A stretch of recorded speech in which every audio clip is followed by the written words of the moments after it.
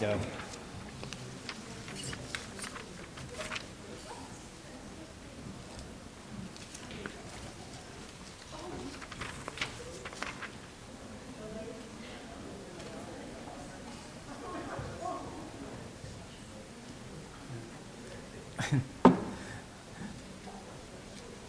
All right. My name's Ron Payne, and I am the president of the Otter Creek Audubon Society, and it's my pleasure to welcome everyone here tonight to our annual meeting and presentation. The order of business this evening will be that I will give an update on the work that OCS has done in the past year. We will have a board election. We'll have an update from Jillian Liner from Audubon, Vermont. And we will award our Silver Feather Award to a worthy person. And then we will have our featured presentation by Dr. Rob Bierregaard. So, without further ado, I shall get into a summary of the things that Otter Creek Audubon Society did in the past year. So, starting off with the events we had. We continued our monthly wildlife walks at Otterview Park in the Herd Grassland. We are now standing at a cumulative 1,315 attendees over 15 and a half years, tallying 122 bird species at Otterview Park and 126 at the Herd Grassland. We helped promote the Christmas bird counts that happen in Addison County. Middlebury, Ferrisburg, Heinsberg, and Mount Abe. If you would like to get into Ferrisburg and Middlebury, the compilers are here tonight, Mike Winslow and Jim Andrews.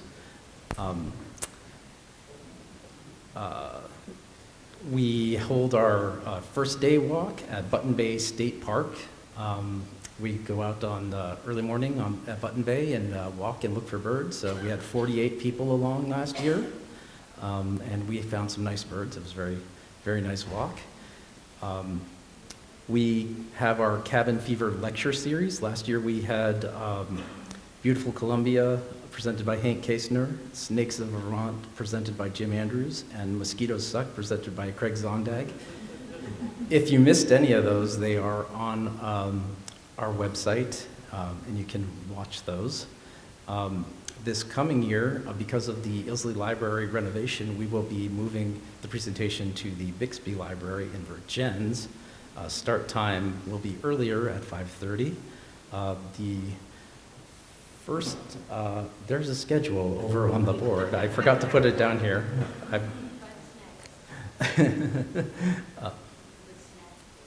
Okay.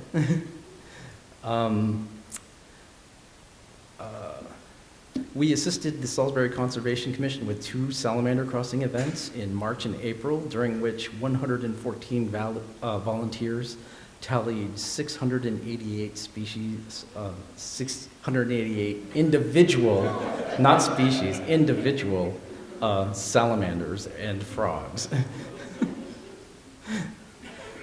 That would be a lot. Wow.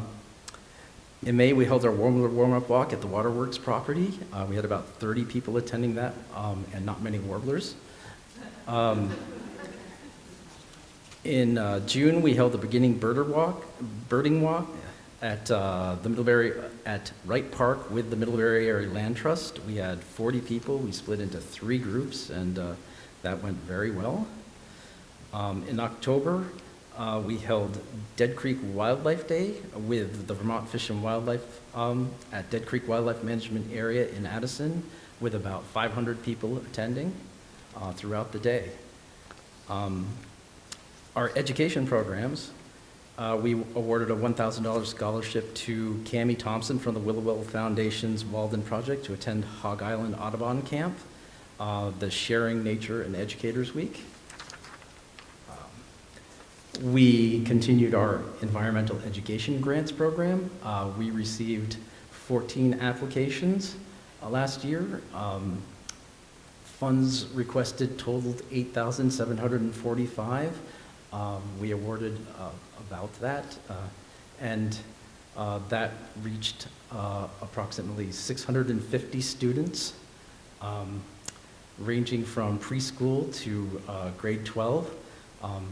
I asked our education chair, Carol Ramsire, about her favorites from last year.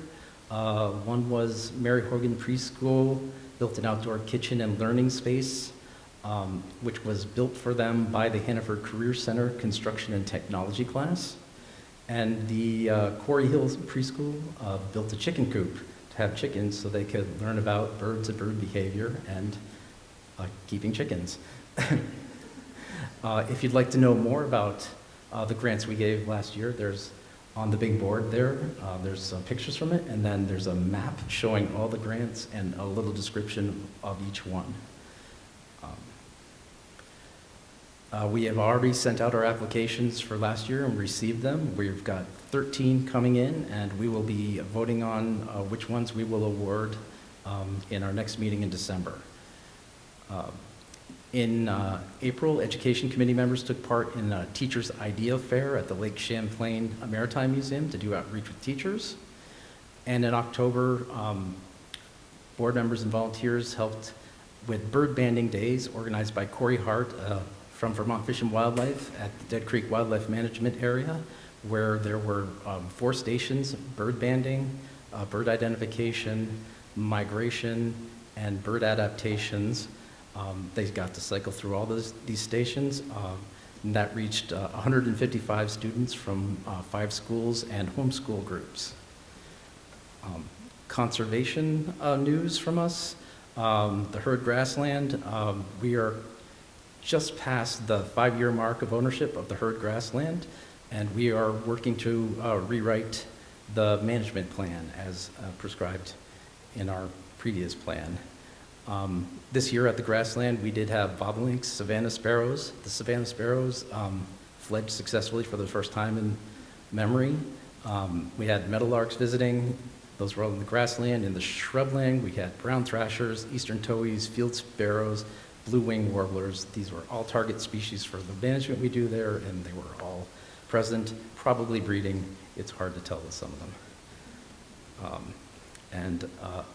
I also continue as a delegate on the Addison County Regional Planning Commission, and I serve on the Natural Resources Committee.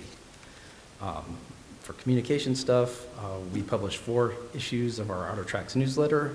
We promote our events via email list, which goes out to 500 subscribers. And we post on social media and our website about the events we do. Board news, we added 2 new board members. Scott Cleaver, a Bristol resident. He was previously a member of Five Valleys Audubon in Missoula, Montana. And Natalia Perchemlidis, a Cornwall resident and a very enthusiastic new birder. I'd also like to give special thanks to volunteers who helped us out this year. Craig Zondag and Deb Laramie, members at large in the Education Committee. Mike Winslow and Kira for helping us at Dead Creek Day. And Jim and Josh Phillips, who helped leading walks, the Beginning Birders Walk, and Jim is my regular fill-in at the monthly wildlife walks. All right. On to the business meeting, which is the reason why we have this, but not the most fun part. Let me see. My notes are a mess. All right, I have to call to order this meeting of the Otter Creek Audubon Society. Our membership chair, Marcia Parker, has given me a slate of board members for your approval. Ron Payne for president, Roland Mack Gallagher for vice president, Kathy Starr for treasurer, Scott Cleaver for secretary, and then regular board members, Warren King, Alan Coulter, Melissa Green, Dave Girton, David Hoff, Barb Otska, Marcia Parker, Carol Ramsire, Gary Starr, and Natalia Pergemlidis. Can I have a a movement from the floor to approve this slate? Second? Thank you. All in favor? Signify by saying aye. Opposed? All right. Can I have a motion from the floor to end the meeting?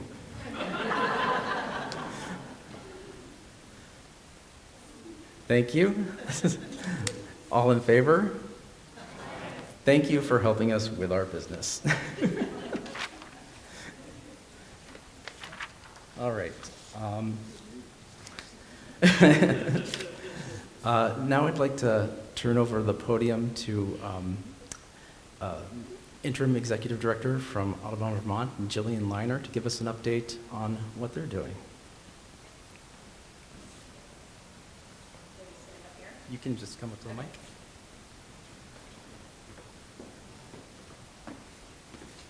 Thank you, Ron. Thank you for inviting me. Hi, everyone. I'm Jillian Liner. I am actually the Director of Conservation for Audubon, Vermont, but currently serving as interim ED. For those of you, I think maybe most of you know that David Mears moved back to law about a year ago, and I've been serving as the interim role. First meeting with Otter Creek, but not my first meeting with chapters. I've been with Audubon since 2001. I was with the New York office most of my career. Right after grad school from UVM, I took a job with Audubon. And in probably the last 10 years, in New York State and Connecticut, we have a chapter manager position, and they reported directly into the Director of Conservation. So I did a lot of work with chapters in New York. So thank you for having me. Ron said some of you might be interested in an update on the state ED search, VP. That position should be posted in the next couple months. There was a little bit of delay. One, they had a lot of confidence in me and Kim Gerton. If you don't know Kim, she's our center director. Our office is based at the Green Mountain Audubon Center in Huntington. That facility is owned by the local chapter, but our state office has our office there and our center. And Kim's been with the office for a long time, so she and I have been sharing the interim role or the responsibilities without that VP role. So that should be posted soon, and hopefully we have someone on board. Although I've fully enjoyed the role over the past year. Couple updates from the state office. Center programs, our ed programs are going strong. A lot of you probably are familiar with the fact a lot of our programs are right there out of the center. We teach people and engage people of all ages, from preschool all the way up to adults. Preschool after school programs, preschool programs, adult programs. In addition, we have a pretty growing, booming youth leadership program where we engage high schoolers and young professionals to hopefully encourage them to pursue a career in the environment, and if not, at least be inspired to take whatever they learn with us onto whatever their career may be. And we've partnered with a couple different entities that are fueling workforce development in Vermont. And so it's been an awesome partnership where in the past, interns and other roles like that have been unpaid, and they're fully paid now. So we feel pretty proud that we can offer that. And on the conservation side of things, for those, some of you may receive emails from the national organization Audubon. Our latest strategic plan is called the Flight Plan, and there's 4 milestones or sort of pillars of that, which are centered around habitat, climate policy, and community building. And habitat is where most of our conservation work is, and here in Vermont we have our Healthy Forest program, our farm program, which is called Bird and Bee Friendly Farming, and then we also make sure that no species is left behind. So any species that is not well captured and addressed through our forest or farm conservation work, we focus on that. And for those, I don't know how many of you have heard of Steve Hagenbu. He's been with Audubon for a long time. He was instrumental in launching our forest program and also our bird-friendly maple program. I actually just had dinner downtown and turned around and saw that Run Amok Maple was right behind me, and they're a bird-friendly maple producer. And Steve was recently promoted to a forest position that is going to be expanding the bird-friendly maple program, not only regionally, which has been happening organically with Steve's leadership in Maine and New York and Connecticut, but also across into the Midwest, and exploring third-party certification, whether that's organic or through some other entity over the coming years. So he's been promoted, and we're super proud that he's been promoted, and we will be backfilling his position in case you know any foresters or trained forest ecologists who are interested in joining our team, send them our way. The position was just posted last week. And in terms of a couple highlights from the farm work, Margaret Fowle, who I know that both Mark Labar and Margaret Fowle, maybe they've come and spoke to your chapter in the past. I'm sure Mark has. He likes to talk. Margaret has been advancing our bird and bee friendly farming program, so promoting both pollinator habitat and bird habitat on farms, and she recently just hired a new staffer who's going to help her advance that program and also focus on riparian work. So areas, I think it's front and center. Water quality has been something that's front and center, but now with the frequency of storm events, there's more attention being given to not only water quality, but also how we're controlling and managing intense storm events. And so our conservation team is doing well, growing strong, and it's through a lot of partnerships with chapters like yours on the grassland work and also the shrubland work here in this region with golden-winged warblers that we find we're doing really well. Actually, Vermont should be really proud, especially with the golden-winged warbler, at-risk bird. We now call them winged warblers because they're getting hybridized, and whether they're separate species or not. But yeah, that work is going well. Let me think. I don't know if there's time for questions or if anyone has, probably not. Now you know me, so feel free to reach out. I'm sure you know I have other contacts at our office, but I'm around. Reach out to me and any other one else at our office. So thanks.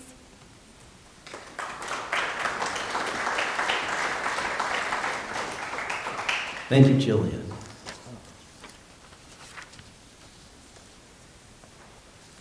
All right, now we move on to the presentation of our Silver Feather Award. The Silver Feather Award is given in recognition of someone who has shown devotion, dedication to the preservation of national communities in Addison County. We have chosen, I believe, a really great recipient this year. We're going to have our board member, Alan Coulter, come up and introduce them to you.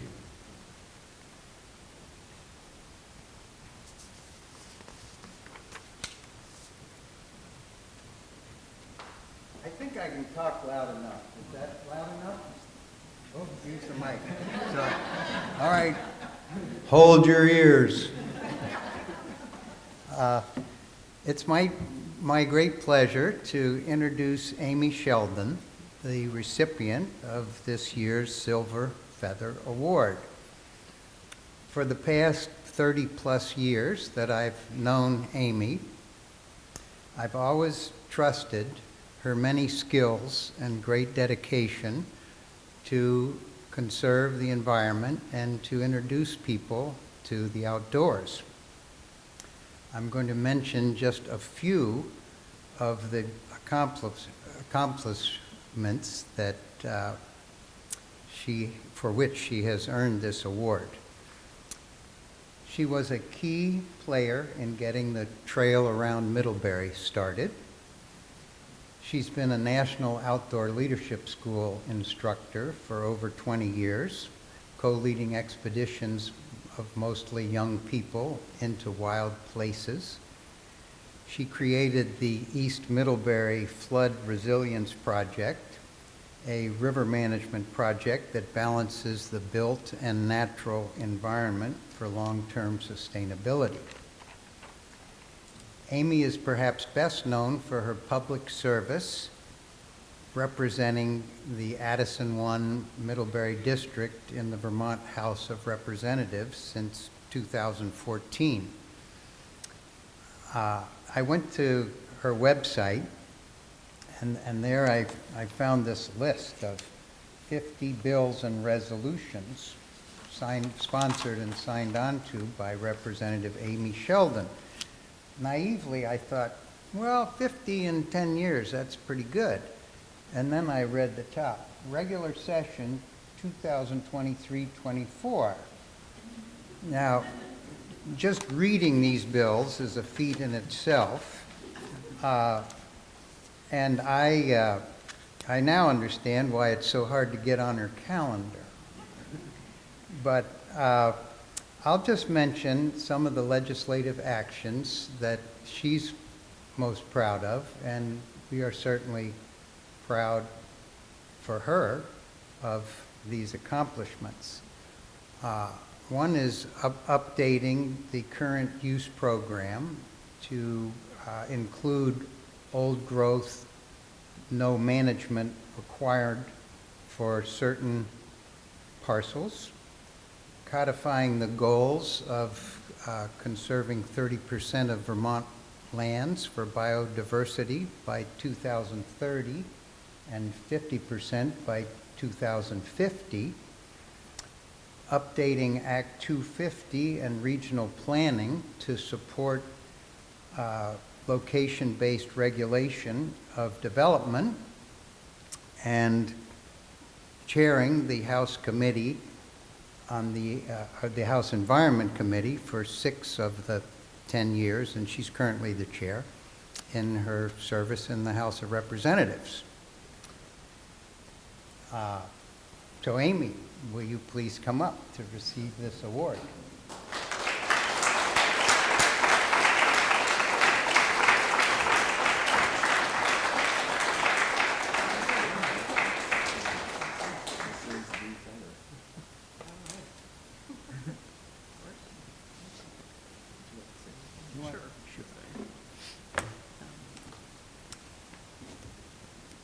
Thank you. It's certainly a huge honor. When Warren called me months ago to see if I would be here in November, I was like, oh good, now I can retire. So I got the silver feather. I can do something else. But then it also triggered like a walk down memory lane for me, because my career started at the Middlebury Land Trust, and I know many of you from those days, and many of you were my inspiration then, and I've watched some of your work evolve over time. It's kind of just wonderful that Alan gave me the award, because really, he and I worked on the Otter Creek Greenbelt project. I think sure many of you will remember that project, and that's actually how I learned about Otter Creek Audubon, met Alan, and how I got started in Knowles also, because Alan's also a Knowles instructor. So this is like deep gratitude. I really appreciate getting the award. And then just a couple of other things, just acknowledging the uncertainty of the times that we're in right now. And I've been thinking a lot about the importance of local activities in dealing with the large challenges we face today before the election, and I'm thinking about them even as more important now. And so I think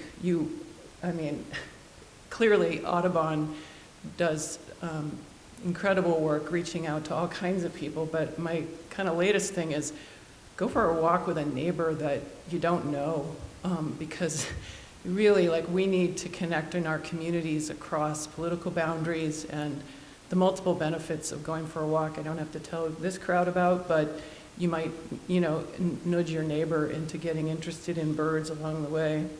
And then the other act of democratic engagement that I would encourage all of you to participate in is we're going to be doing a lot of oversight in the next biennium, because we've done a lot of heavy lifting and passed some big bills. And I would encourage all of you to get involved in those as we roll out the 30 by 30 goals and the 50 by 50 goals. In the first year, there was an inventory that was done. In the second year, it's all about a statewide conservation plan, and there will be plenty of opportunities for the public to engage, and your voices need to be at the table and heard. And I would say the same as for the Act 250 statewide updates. There's going to be a series of rulemaking procedures that will be craving public input from environmentalists and ecologists as we move towards smart growth and conservation at our statewide land use. So just a couple of pitches for how to engage further. I know you're all very engaged already, but thank you again.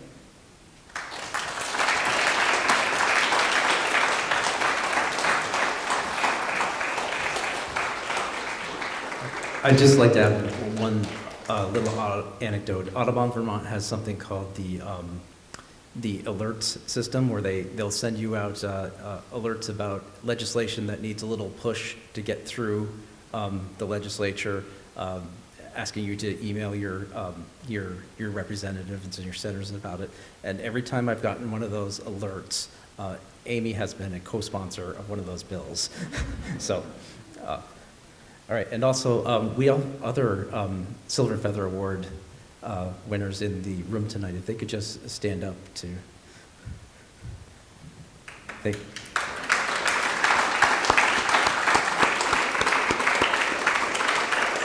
The fraternity that people are getting into. All right.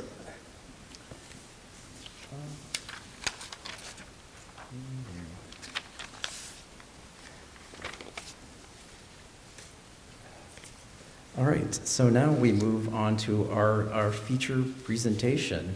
Our speaker tonight will be Dr. Richard Rob Bierregaard, Research Associate from the Academy of Natural Sciences of Drexel University, and he will be talking about his work with migrating ospreys. So if everyone could please welcome him to the podium.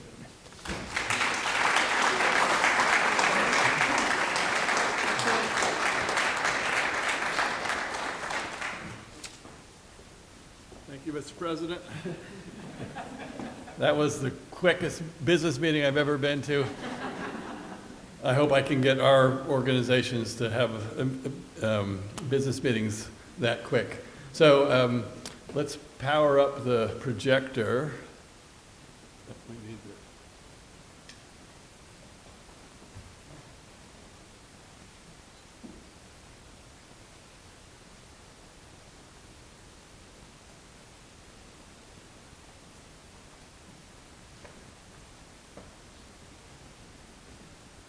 So while we're waiting for the projector to kick in, I'll give you some background.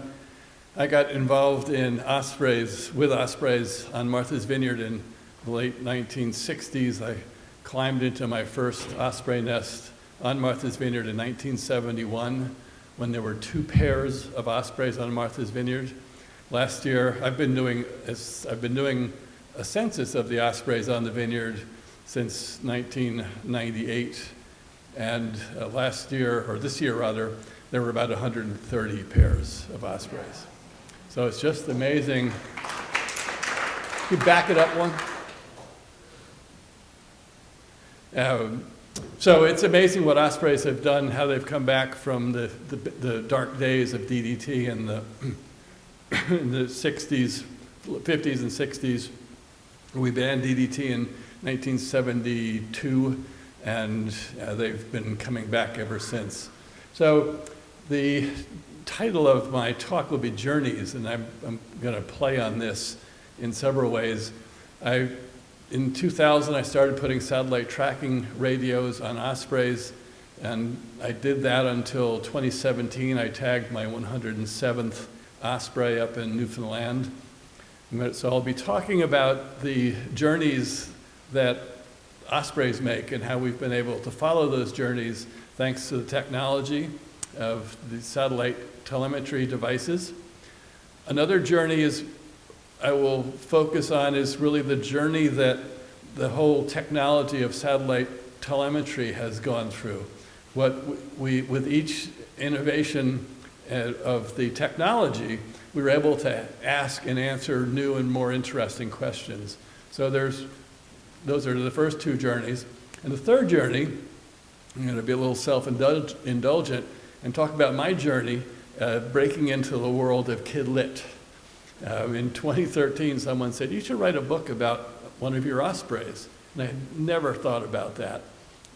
And on the drive home from Martha's Vineyard, I said, well, that might work. And so I'll get into a little bit of that. And remember Click and Clack? They always had the shameless commerce department. Well, my shameless commerce department is I brought some books which you'll want to buy for your Christmas presents coming up. So, Mac, next slide. We'll start with some osprey basics. And this slide is, I know it's photoshopped. The text, the font is a little different on the osprey side, but I thought we'd start with the basics. And this is a picture of an osprey. Next. So ospreys eat nothing but fish.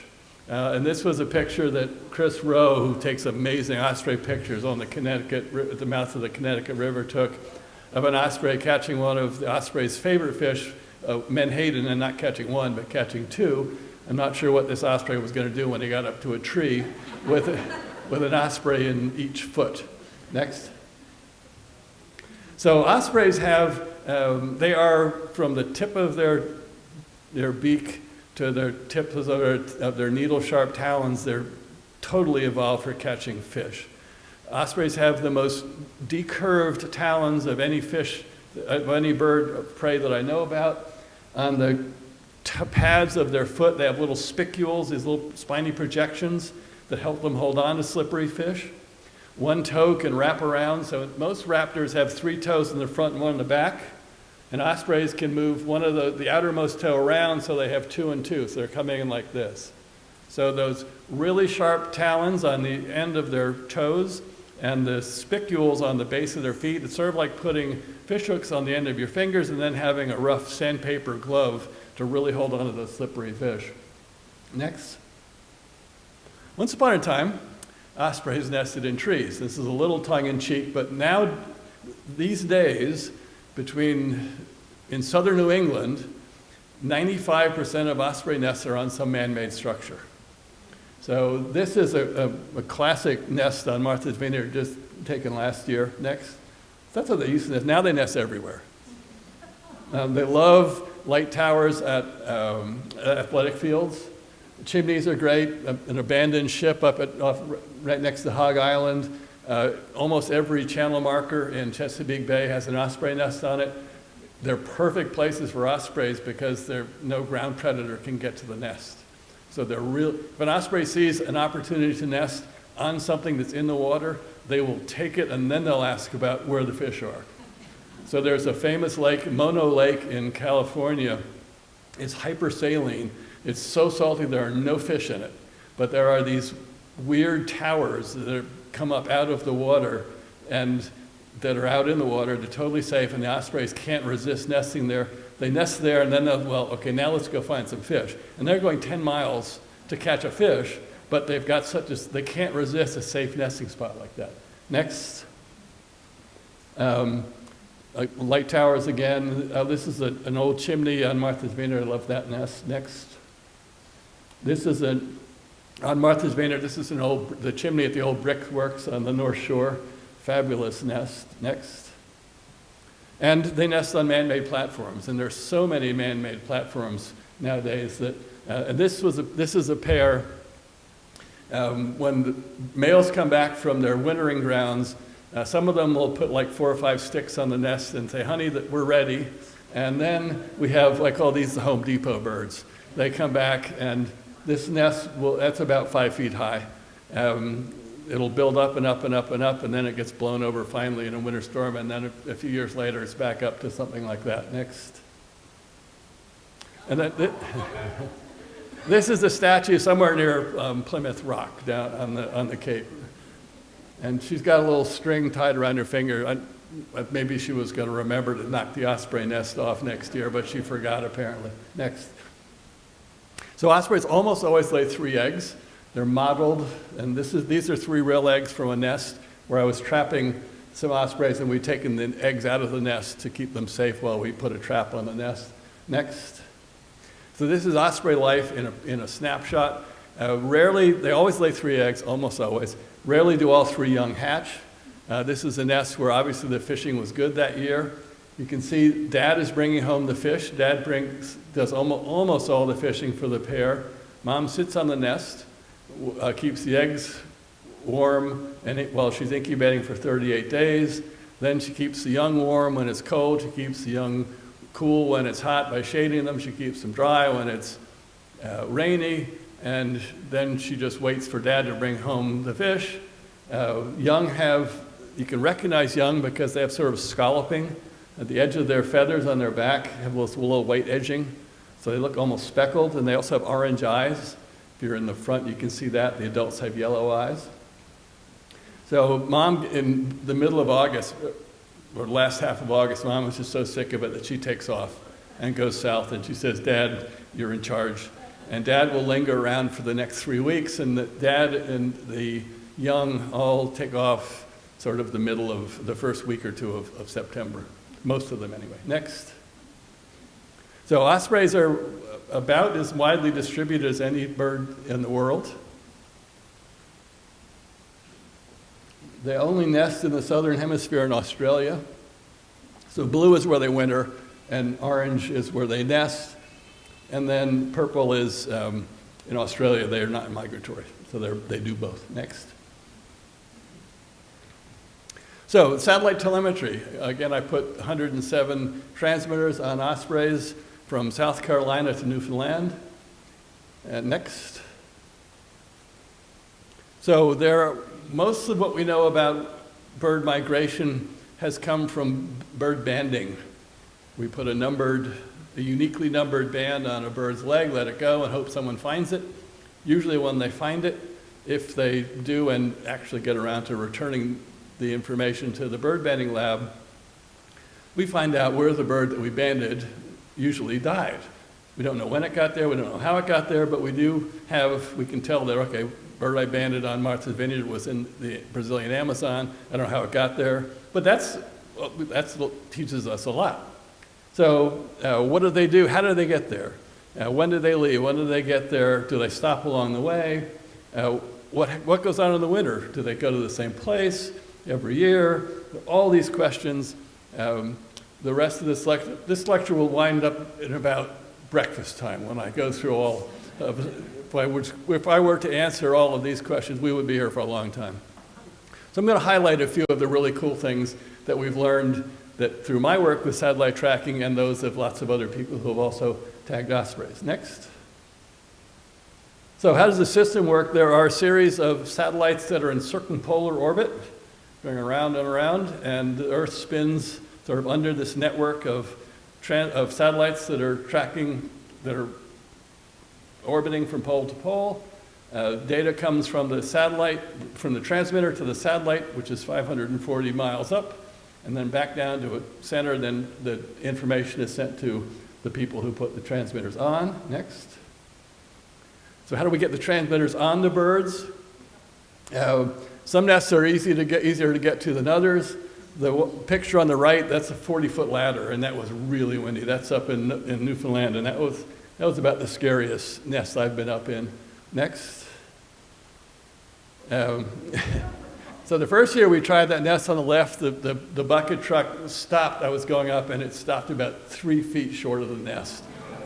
And so we had to come back. The next year, they got a bigger truck. That's like the line in Jaws. We're going to need a bigger boat. Well, we're going to need a bigger truck for that one.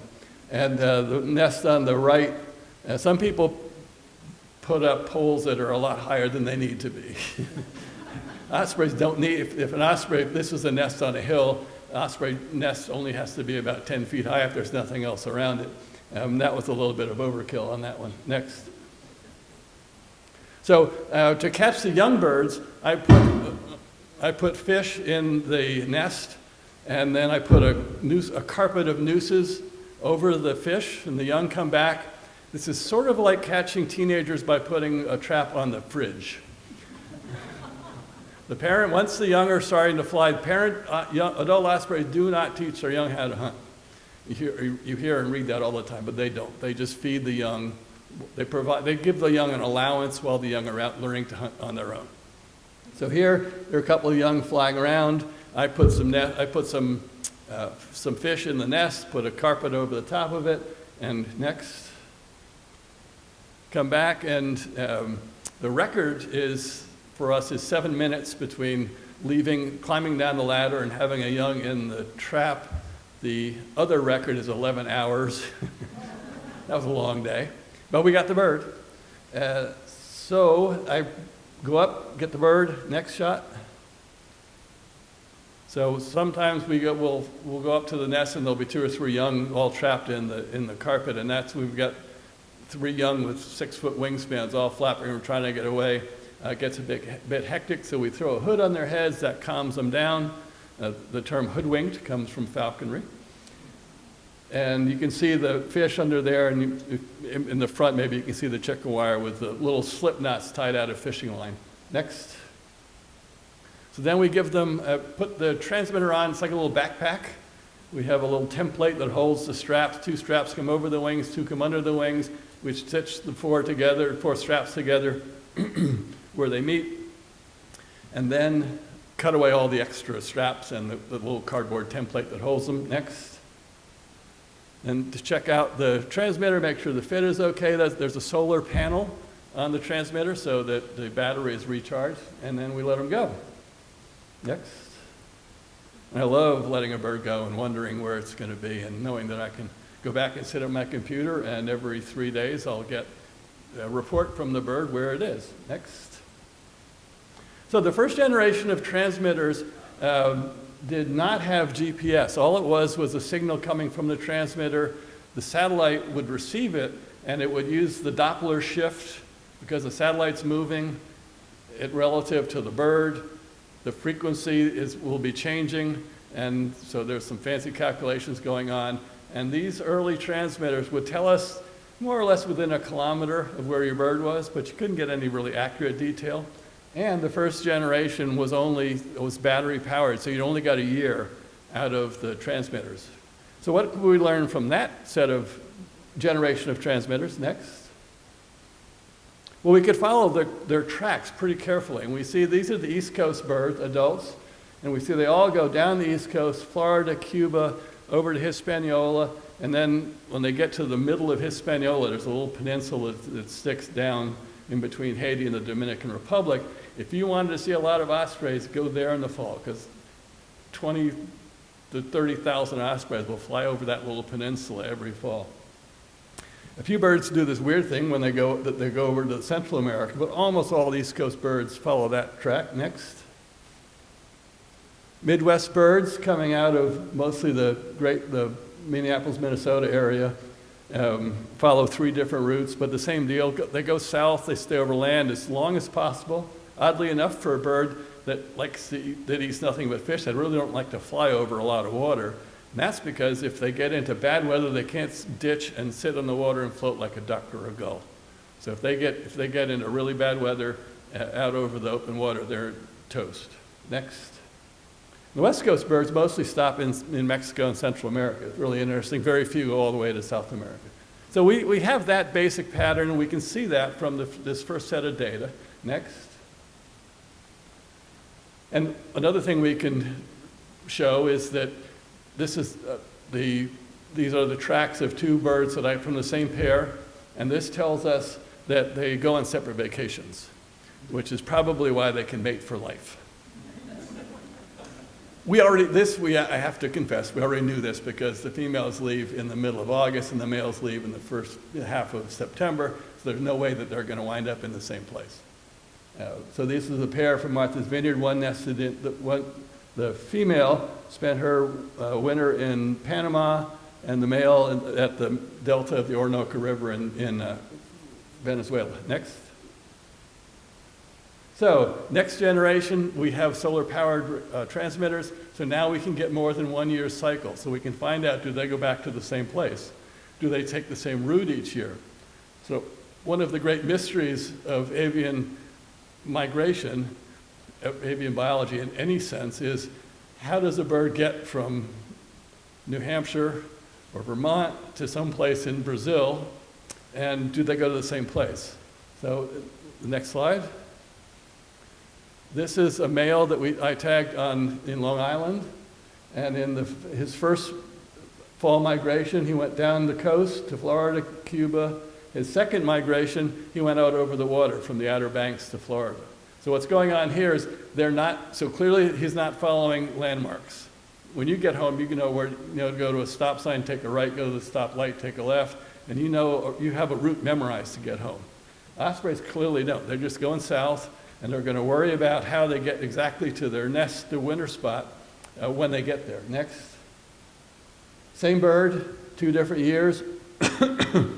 Leaving Hispaniola.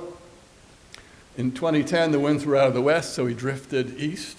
2011, winds out of the east, he drifted west, and he landed 500 miles in 2011 west of where he landed in 2010, and he still found the same tree in the middle of the Amazon in southern Venezuela. Next. And here are 6 migration cycles for North Fork Bob. And you notice that he's not taking the same route every year, but he's winding up in exactly the same place every winter. Next.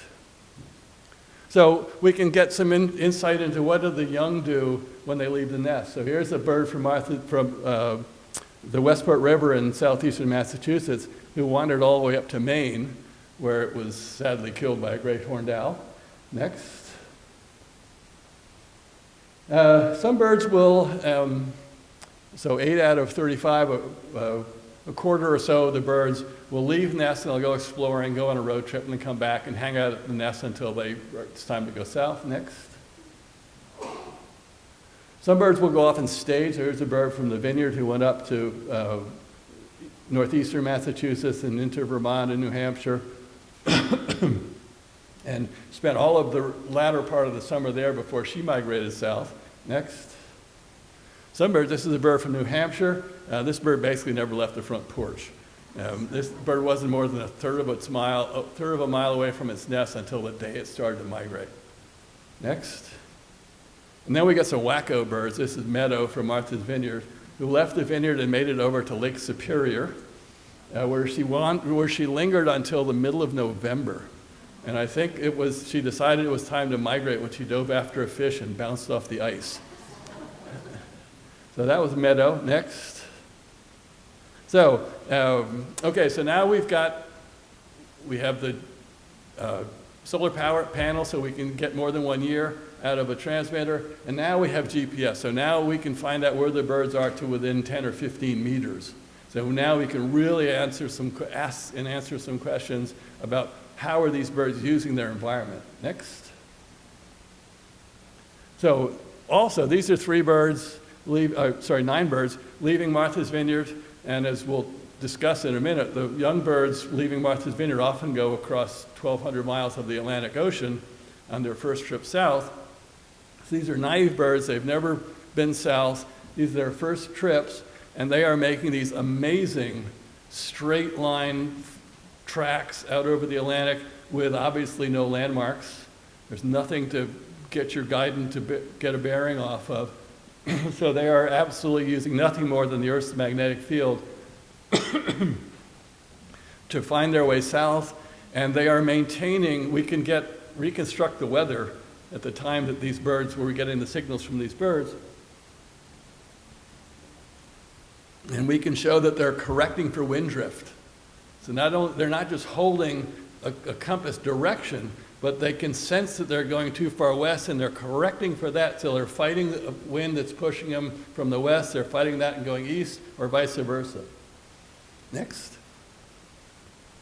So this is I like to put in some slides, sort of regional for to wherever the audience is from. So I don't have any birds tagged in Vermont, or didn't tag any birds in Vermont. So we're going over across the mountains to New Hampshire, where we tagged Lizzie the Moocher. Yeah. So once young start to fly, they will go land on any old osprey nest. So this is a nest on the Westport River in southeastern Massachusetts, where there are 6 young in the nest, and mom's going, oh my God, I don't remember that. So when they count young, so this is a colony. At the mouth of the Westport River, you can stand in one place and scan your spotting scope and count 35 osprey nests without moving. And so once all these young start flying, they just go land on, they're just like teenagers going to raid the fridge at someone else's house. Next. So here's Lizzie. Lizzie was tagged up in central New Hampshire, and she flew south, and she got to Rhode Island. Next. And then all of a sudden we saw that her tracks, this is really weird, like she stopped at one point out on the marsh, and if you zoom in on that, you can see that it's a nest platform. So I got in touch with someone that was following my website, and I said, go ahead and see what you can see. And next. He went, and Lizzie had taken over this nest. You can see her transmitter. And so this is the bird she's attacking there is the young that belongs in that nest.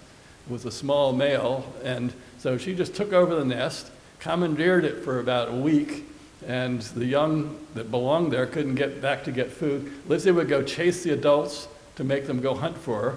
And so this happened for about 10 days, and finally her radio stopped moving, and she had hit a guy wire to the pole and died, so that the young that belonged there could get back to his nest. But that was a fascinating case of long-distance nest switching.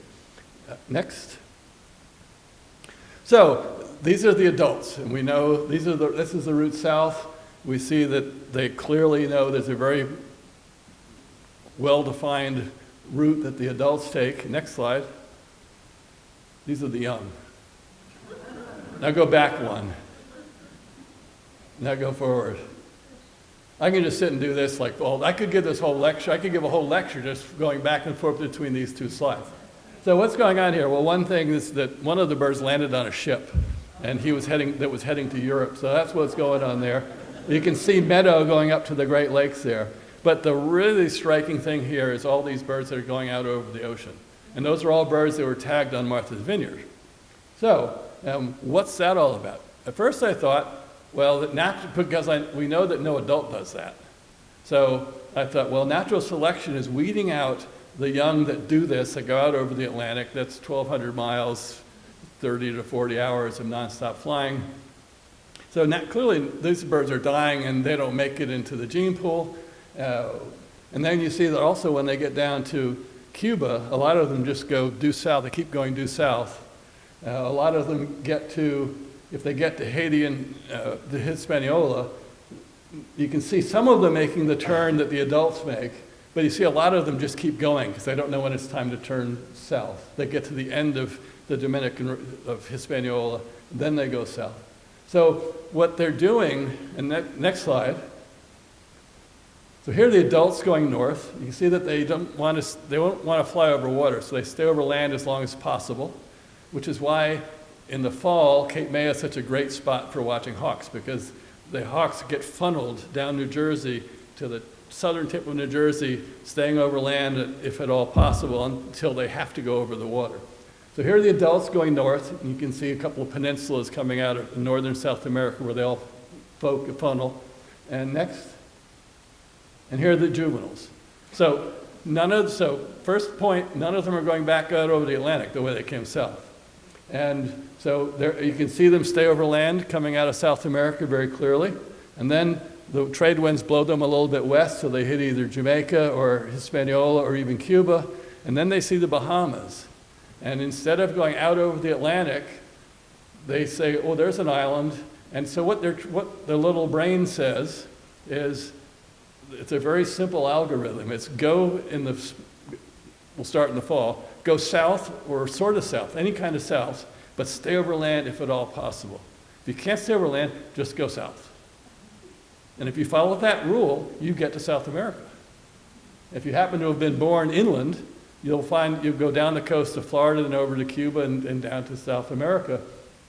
Going in the spring, we do the same thing, but go north, or sort of north. And then you see the young that get to Cuba. Remember, go back one. All the adults go up to Florida, go forward. None of the juveniles do, because they were texting when they went past the turn for Florida. And so they don't discover that. So if they get to Havana, no more land, okay, so now let's go north. So they're going over 600 to 900 miles of the Gulf of Mexico instead of 150 miles of the Florida Straits. Next time, they discover Florida. So let's look at Belle in the next shot.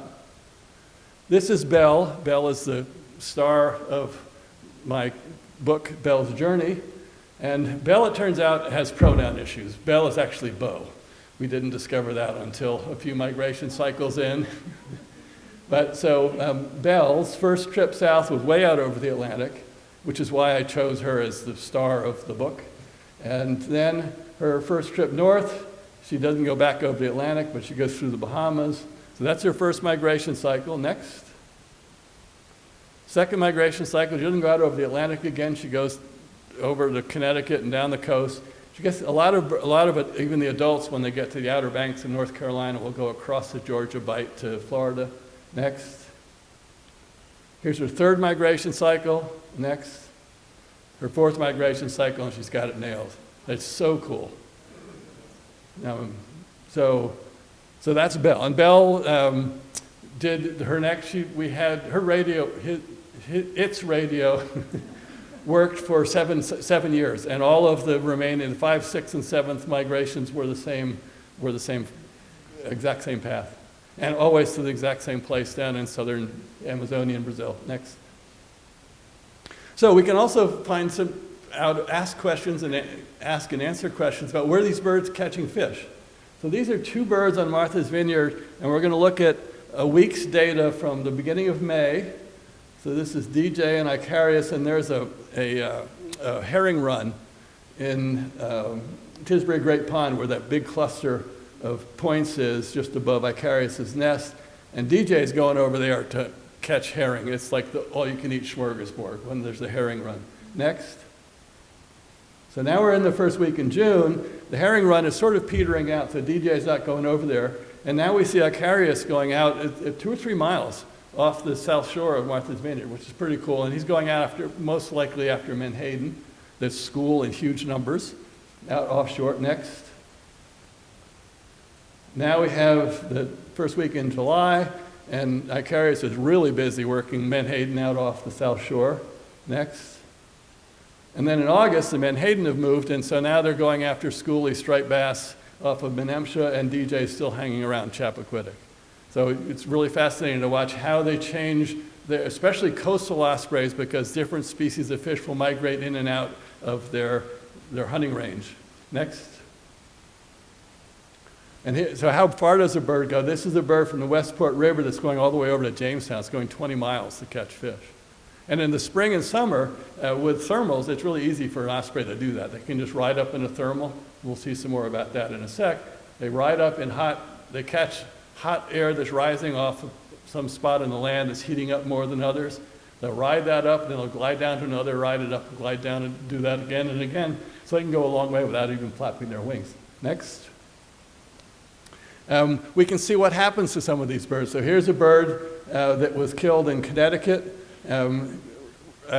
hit by a car on I-95. Next. Here's a bird that went to a fish farm in Cuba, I think. And fish farmers aren't keen about sharing their product with ospreys. Next. So the last generation, we now have transmitters that instead of sending a signal 540 miles to a satellite, send a signal only about 15 miles to a cell tower. And because it takes a lot less energy, they can send a lot more data. So we can get satellite locations minute by minute from ospreys. Next, so let's see what we can tell with that. So here's a bird, you can actually see a bird going up in a thermal. He glides down, he rises up 2,110 feet in 5 minutes and glides down to the next thermal. So you can just see them doing that. Next. Here's a bird that's out over the ocean. He's doing some dynamic soaring. He's going downwind, picking up speed, then he banks up into the wind and gets some height by translating all that speed he had going down into gaining elevation, then he glides down again. You can watch them go across the Caribbean doing this dynamic soaring. Next. You can see when a bird stops to catch a fish. Here's Icarius, the same bird that we saw a few slides ago in Chappaquiddick. He gets to the coast of Guyana, I think. And he goes out over the water. He's wandering all over the water. All of a sudden, he goes straight to shore, stops in a tree for 40 minutes, which is how long it takes an osprey to eat a fish, and then he goes migrating again. So you can actually see a hunting event down at the coast of South America. Next. Here's another same deal. We can see him hunting and stops, catches a fish, stops to eat, heads south. Next. They'll go to the same fishing spots. So here's a bird on 2 different years who stops to fish in the same place in Cuba. Next. we can see how long they can go without fishing, because you can tell that he's gone probably 5 or 6 days without catching a fish. And then when these ospreys are wintering, they find a pond or a section of the river with a lot of fish, and they're not doing anything, but they catch a fish and then just go land in a tree, and they get so fat that it's amazing that they're going to go north, that they can fly north and not have to walk north. So it's easy for them to go 6 or 7 days without eating. And we know that ospreys in Europe cross the Sahara, and that takes 5 or 6 days, and we know they're not catching any fish in the Sahara. No sand sharks out there. Next. So, Belle's journey. Again, next shot, that's Belle. So that's me. So this is the author's journey. That's me in 1968, I think, with my first red-tailed hawk and Gandalf. I was trained and flew in falconry for 9 years or so. Next, then I got into ospreys and up on the vineyard. So how many here, the book Paddle to the Sea? Yeah, I always find some people who know that famous book. And that was Bill Bryan. We were sitting underneath an osprey nest waiting for a young to come back and get caught in the net in my trap. And Bill said, why don't you Paddle to the Sea, you should write a book about one of your favorite ospreys. Next. So I thought, and this is the format of the book, a full color, full page illustration, then a chapter about this little wooden canoe that an Indian boy carves and leaves in a snowdrift, and it melts and gets into the Great Lakes and goes through the Great Lakes. So it seemed like a good model for a book about an osprey's migration. Next. So I sort of put together a storyboard, and Belle's journey was really interesting because she was the one who went out over the Atlantic, one of the first to do that. Next. And then we had the bird that landed on a ship, so I thought I'd put that in. I make Belle do this. So Belle turns out to be a composite of 4 different birds, and I didn't know that I was writing a book in narrative nonfiction until I got a publisher and she told me what I had done. So everything that happens in Belle's journey happened to one of my ospreys. I just sort of cut and pasted a story together. Next. Then Belle's crossing of the Caribbean was easy, but this bird flew into a hurricane. And next shot, I think that's what that bird flew into, which is why it made that big detour. So I had Belle do that. Next. Then Belle's trip north was boring. So next. So I had Belle do Conomo's trip. So she goes out over the Gulf. Next. So then we decided, well, it's a kid book, so we've got to put some kids in. And that was easy because at Belle's nest, every time we trapped, these little kids were wandering down to the beach, would stop. And one of the kids is still in his jammies here. So they would always stop and ask what we were doing, and we show them. So I put a couple of kids in, and it was interesting because I had the kids in this little episode, and the kids wind up being really important in the story, and I didn't know that was going to happen as I was writing the book. Next. So the kids are in the book, and if it's a kid's book, you got to have some animal pooping. So there's Belle flying off and giving us a little message about what she thinks about the whole process. Next.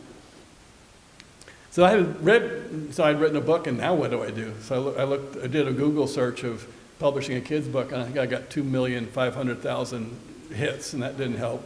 Next. So it turns out I know a guy who knows a guy who knows a gal, and Kate Garchinsky wound up illustrating the book. Greg there, the second to my left, knew that Kate had illustrated a book on passenger pigeons that does great bird illustrations. Next. And then I knew a guy who knows a guy who knows a gal who knows a guy. Harold Underdown has a website and coaches people trying to break into the Kidlit book, and he and Kate knew each other, so we sent the manuscript to Harold, and he helped us find our publisher. Next. So we did a couple of mock-up pages of the illustrations. Next. Then the revision goes on. Next. And then many versions. Next. And then finally we have the final version that we sent off. It's a long process because you have to take the text and go back and forth with your editor to get the text right, and then you get that done, and then you have to go through the same process with the illustrations. So it took years, for a couple of years to get that done, and then once you get, they've got it done, then you get in line because they've got a queue of when they're going to launch books. Next.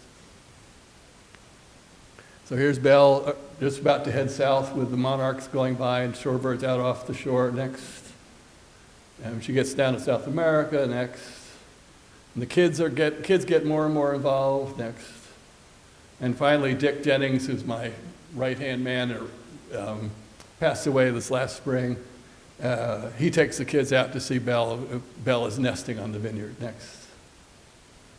So there it happened, and it was pretty cool. So shameless commerce, I've got some for you. If you want an autographed copy at the end, I can set you up. Next. And here's Belle. So Belle/Bo is still around as of 2 years. We didn't see him last year, but he kept showing up. There's so many people taking pictures of ospreys. They'll take a picture and not know that there was a radio on the bird they took a picture of, and then they'll look at it and go, wow, what's that? And then the grapevine quickly got back to me so I could track Bell even after his transmitter stopped transmitting because of pictures that people took of him heading north. Next. And there's Bell. His antenna is bending and it finally broke off. Next. And so this is later than that. Next. And those are Bell's kids. So those are my grand osprey babies. Next. So he had 3 young in 2020. Next. And that's the end of the line. Funny story here, of course, that somebody was reeling in a fish. Either this osprey's decided he doesn't want to get his feet wet, so he's going to catch fish with a fishing pole, or somebody was reeling in a fish, got it really close, and bam, this osprey came in and grabbed the fish, and the guy had the drag on and was shocked and let go of everything, and the pole nest wound up in the nest. Next, I think that's the. So, thanks for your attention, and I'll be happy to answer questions.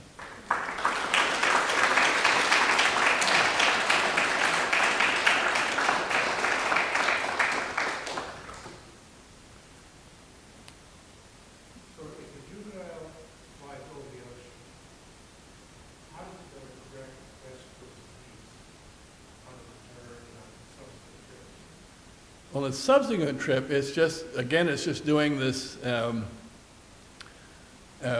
staying over land. And so once it gets to Florida or the East Coast, then it is homing in on the magnetic field around its, where it was born. They don't go back to the same nest, they go back to the general area. So to make a long answer you a little bit longer, one interesting thing about young ospreys is they don't come back in their first spring or their second spring. They migrate south in their first fall, and they spend a whole extra year. They do a gap year down south. So they don't come back until they're 2 years old. But when they come back, and so I joke that when they come back and they found the land route, they go find their parents and they say, why didn't you tell me I didn't have to fly 1,200 miles over the Atlantic to get to South America? And then the parents, of course, say, well, that would have been too easy for you. And so they're basically somehow using the Earth's magnetic field, and we don't know how they do that. Mac. I know you spent a lot of time in Amazonia early in your career. Did you see ospreys down there when you were doing your ecological project? Not where our project was, but when you go out on the Amazon or the Rio Negro, you see them all the time. So there are a lot of ospreys down there. The 6,000 miles for the longest one I think I had. And I don't have the slides in here, but just because I needed to keep the talk in somewhat reasonable levels. But after I'd seen the young do what the vineyard birds did, I looked at a map and I saw Newfoundland sticking way out in the Atlantic. And I said, I got to go up there. So I wound up my career tagging some young birds up on Newfoundland, and one of them, as predicted, headed due south from Newfoundland and wound up flying into a hurricane. And but she made it to South Carolina, and she did 85 hours nonstop flight and 2,300 miles, which there's only one bird of prey that is known to migrate that far over water, and that's the Amur falcon that migrates from China to southern Africa, and on the way south, it goes to India and then crosses the Indian Ocean from southern India to southwestern Africa, and that's about the same distance that the Newfoundland bird osprey did. When they go north, the winds are in the wrong direction, so they go over land up to Saudi Arabia and back to China.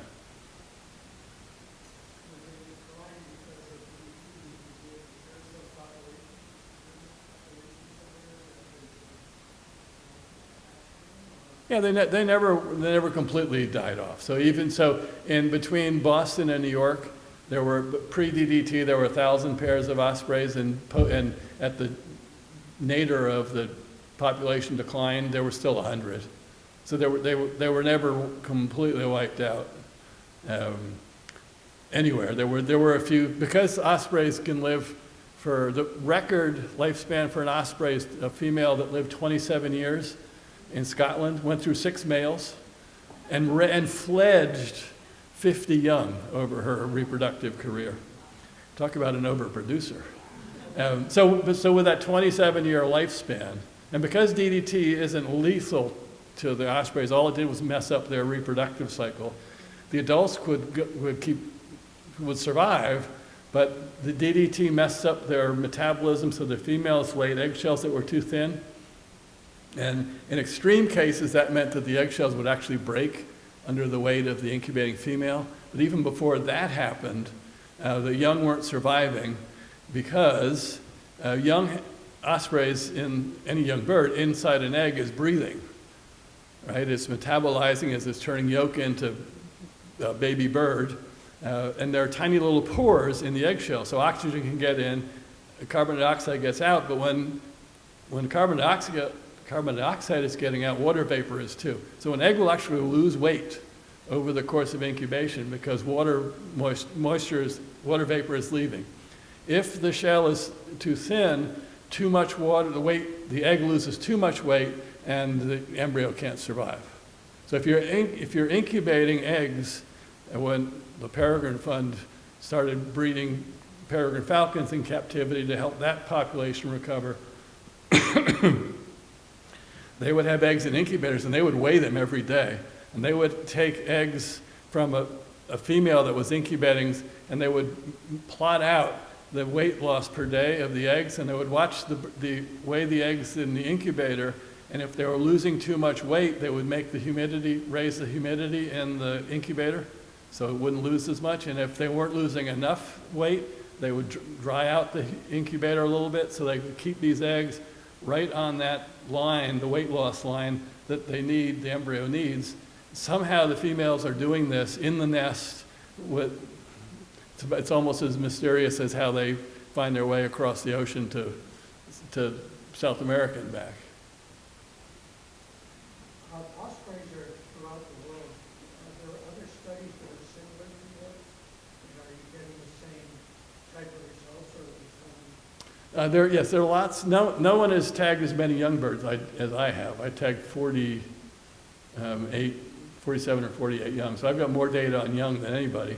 But where the adults have been tagged, we're finding the same sorts of things, but with some interesting differences. So when I look at when mortality takes place, in both juveniles and the adults, it's mostly on fall, especially for the adults, it's mostly on the fall migration.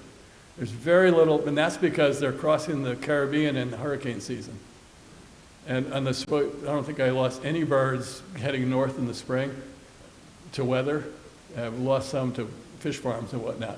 But we lose a lot going south in the fall across the Caribbean through the Hurricane Alley, the Caribbean.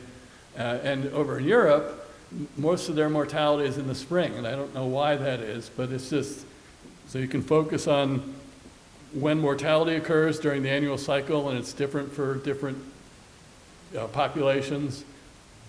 So lots of different studies have shown similar things with some interesting differences. How do ospreys determine we've gone far enough? Let's not go another 500 miles. This is good enough. How do they determine what is adequate habitat? That's a real mystery. We have one bird, one of my real overachievers was a bird from the Chesapeake who got to the Amazon and just kept going and going and going. And she finally stopped because she ran out of Brazil. If she kept on going, the next stop was going to be Africa. And she passed over 1,000 miles of perfectly fine osprey habitat where there are a zillion other ospreys. So what made her keep going, we don't know. The young birds going south is for the first time. So that's the real question, is when they're going south in their first migration. When do they stop? So the young birds will stop, and some of them are settled down. So that this whole extra year that they do, I thought maybe they're doing that because that gives them more time to look for good real estate and to find a really good spot that they're going to go back to year after year after year. But it turns out that most of the young are settled down by November of their first trip south. Some will get up and will move again. And sometimes they'll wind up circling back to the place they were, but they'll keep moving. But by February in their first year, they're all settled down. So that extra year has nothing to do with finding good real estate. That does explain the mortality of the young is higher than the adults because the adults are just going in a beeline to a spot that is proven safe because they've been there for 20 years, every winter for 20 years. And these young keep wandering around. So the more you wander, the more likely you're going to wind up in some trouble. But once the young settle down, then they stop. They're at that spot for another year and 3 or 4 months. And then the next time when they go north, at that point they're into the adult mortality cycle. The young, maybe 20% of the young make it south.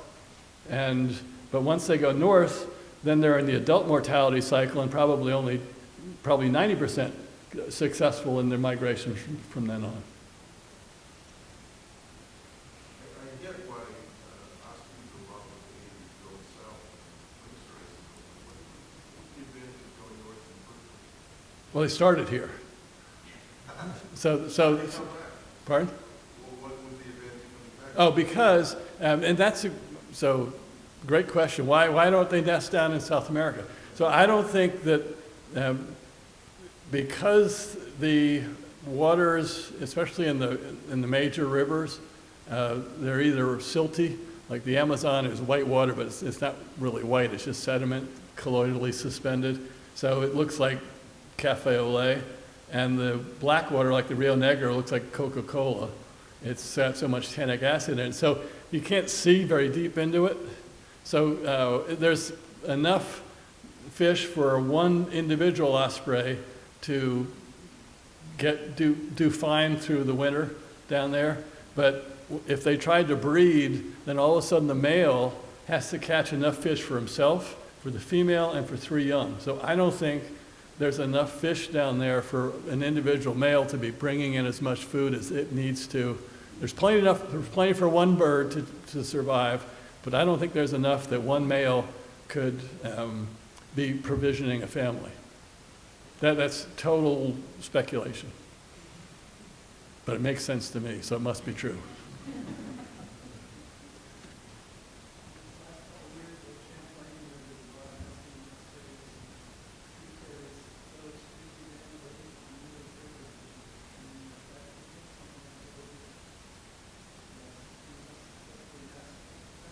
It would be interesting to track to see how they're doing, because that kind of thing could certainly depress reproductive success for that year. But again, because they live for 20 years, I think I've probably trapped 3 or 4 females that were over 20 years old. So losing a year or two to turbidity isn't going to hurt them in the long run. Remember, they've only got to produce too young to keep the population going over their career. All right, thanks for your attention and all those great questions.